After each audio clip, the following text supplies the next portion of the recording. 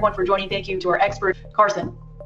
An opportunity to turn headwinds into tailwinds, to take things that might otherwise be negative for your business and frame them for your business in a positive light. COVID could make your journey right now a lot more challenging.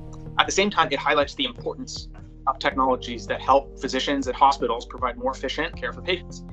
You have a tailwind right now if you can tap it. There's no such thing as we have 0 now and we'll have 100 tomorrow. There's a lot of story in between, and it's perfectly okay if that story needs to take place in phases. So I'd give your go-to-market strategy a lot of thought. And going to what Carson was saying, a lot of companies love to talk about billion-dollar markets. You talk that to pitch VCs, but we all know that as an entrepreneur, what really matters is the smallest viable market that gets you solid traction that you can actually build from. You might look into a startup called Jumia that aspire to be the AliExpress or maybe Amazon of Africa. The go-to-market strategy is something all investors will care about, and sometimes shared cultural interests can grease the wheels, especially where language barriers are concerned. And if you fail to do that, it's what I would call an information-rich exercise.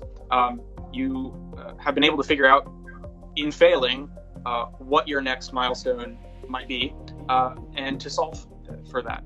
Yeah, Carson's point, man, you can't say any better than that. A business model that you may have somewhere else, particularly in this kind of space, could look utterly and totally different in China. Test the quality and the efficacy of your product in a much lower risk setting that does not require the same degree of regulatory approval, and where you might be more naturally comfortable. I would say that teaching and selling are often two sides of the same coin. I'm an engineer by background, and much like you, I'm sure pitching did not come naturally to me. But if you really believe in your product, broadcasting that passion and being able to speak to some of the details is one of the most powerful qualities that any venture capitalist or any customer, for that matter, would look for in an early stage founder. Set aside your fear and just go for it. The only way to get better at it is to practice. Yes, it's an education ecosystem that provides individual subscribers with blockchain validated education and training credentials, which you can maintain in your account lifelong. So it's a SaaS platform backed by blockchain for portable professional credentialing. Is that right? Great way to describe it, Carson. Yeah. Okay. Probably it's not the same type of SaaS platform, and probably not the same type of credentialing, and probably not the same inputs and go-to-market, et cetera, as you're going to find in Germany. Of course, being based in Munich, you have the opportunity to partner down the line with SAP.